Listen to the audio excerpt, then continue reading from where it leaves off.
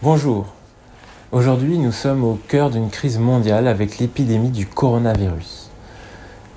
J'ai déclenché le plan blanc à 14 h pour nous permettre de rappeler du personnel face à cette menace qui est vraiment très forte.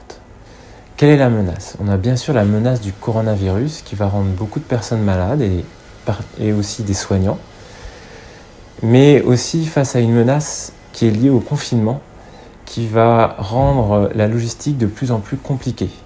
Or, cette logistique compliquée est déjà extrêmement en tension du fait de la consommation très importante qui a lieu en métropole et en Martinique sur tout ce qui est masque, tenue à usage unique, tout matériel de protection. Nous vous demandons donc d'être particulièrement vigilants sur tout ce qui concerne la logistique, l'utilisation des masques, l'utilisation du matériel de protection et de bien vous conformer aux indications qui vous ont été données par l'équipe d'hygiène. Par ailleurs, cette épidémie ne fait que commencer actuellement en Martinique. Beaucoup de gens vont être malades et beaucoup de soignants aussi vont être malades. D'où le plan blanc pour pouvoir rappeler du personnel. Il est fondamental que dans ces difficultés où nous allons devoir faire face à beaucoup de travail, en étant peut-être un peu moins nombreux, nous restions soudés. Et nous ferons tout notre possible pour nous adapter, diminuer notre capacité en lit si c'est possible pour rester un nombre suffisant de soignants. Nous sommes en réunion de crise chaque jour pour faire le point, le matin et le midi, et nous nous coordonnons avec l'ensemble des professionnels.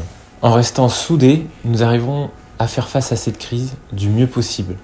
Les temps vont être difficiles, mais toute l'équipe de direction, avec la présidence de CME, avec aussi l'Agence régionale de santé et tous nos partenaires de l'État, nous ferons au mieux pour vous aider à soigner l'ensemble des Martiniquais. Alors en fait, il s'agit des coronavirus puisque c'est une famille de virus. Alors certains sont rencontrés très régulièrement. Ce sont des virus qui sont responsables des rhumes, des rhinopharyngites, des bronchites. Et puis, de temps en temps, apparaissent des nouveaux virus qui provoquent des épidémies à l'échelon de la planète. Le premier qu'on a rencontré, c'était dans les années 2000, c'était le SRAS. Puis ensuite, dans les années 2010, on a eu le coronavirus du Moyen-Orient. Et puis là, fin 2019, début 2020, le coronavirus responsable du Covid. L'infection par le coronavirus provoque une maladie qui s'appelle le Covid, qui dans l'immense majorité des cas est parfaitement bénigne et se comporte comme un gros rhume ou une grosse bronchite qui guérit en quelques jours. Donc ça, c'est 80% des cas. Dans 20% des cas, on peut avoir une forme plus grave avec une pneumonie, donc une infection des deux poumons. Et cette pneumonie, notamment lorsqu'elle survient chez des personnes fragiles. Alors les personnes fragiles, c'est les personnes âgées de plus de 60 ans et surtout de plus de 70 ans, ou les personnes qui ont d'autres maladies, qui ont des maladies chroniques. Et bien dans ces cas-là, donc on peut avoir des formes très graves qui peuvent aller jusqu'au décès. Alors, au CHU, un dispositif a été mis en place dès le début de l'alerte, c'est-à-dire au début du mois de janvier 2020, et c'est un dispositif qui évolue en permanence. Donc ce que je vais vous dire aujourd'hui sur le dispositif sera probablement incomplet par rapport à ce qui aura été mis en place dans les jours suivants. Donc l'idée, et c'est toujours le cas dans notre situation en Martinique, c'est de pouvoir dépister le plus précocement les cas présents en Martinique, de les isoler, et donc de les isoler à l'hôpital, dans un ou plusieurs secteurs dédiés maintenant, et puis de rechercher tous les cas contacts que la personne aurait pu avoir pour là aussi leur proposer un dépistage. Donc on a un secteur ambulatoire qui permet de voir des personnes qui sont bien portantes, qui peuvent avoir quelques symptômes, mais qui vont bien, qui viennent à pied. Et donc là, on va leur proposer un test de dépistage.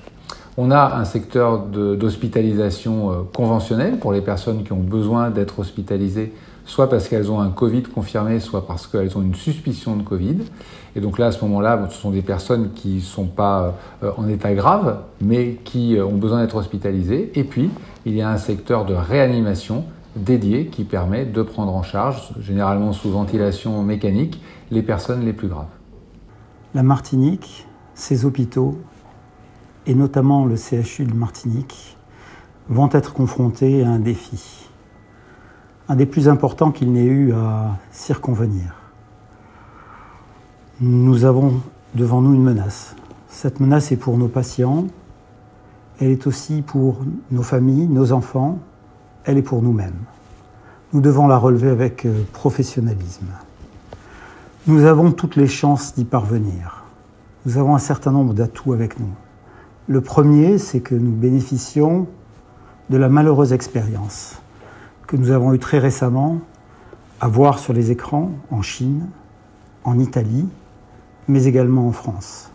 Nous allons utiliser toutes les données que ces expériences vont nous fournir. Mais nous avons aussi à Fort-de-France une habitude de relever les défis. Nous connaissons les épidémies.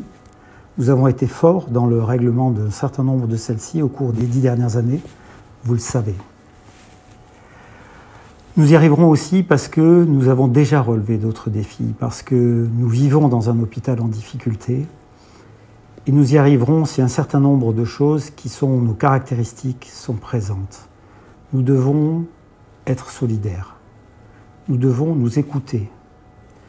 Nous devons nous respecter. Nous devons faire preuve de professionnalisme et de sang-froid. C'est ainsi que nous réussirons, en étant proches et solidaires, proches les uns des autres, autour de nos cadres, autour de nos médecins, à trouver les meilleures solutions pour soigner nos patients. Nous devons réinventer notre manière de faire, et c'est la cohésion qui va nous aider à y arriver. Quel que soit le problème auquel vous pouvez être confrontés, n'hésitez pas à revenir vers nous. La CME, la direction, vos chefs de pôle, vos chefs de service, les médecins, sont là pour vous répondre et vous aider. Nous allons y arriver ensemble. Merci de ce que vous allez faire pour nos patients et pour notre hôpital.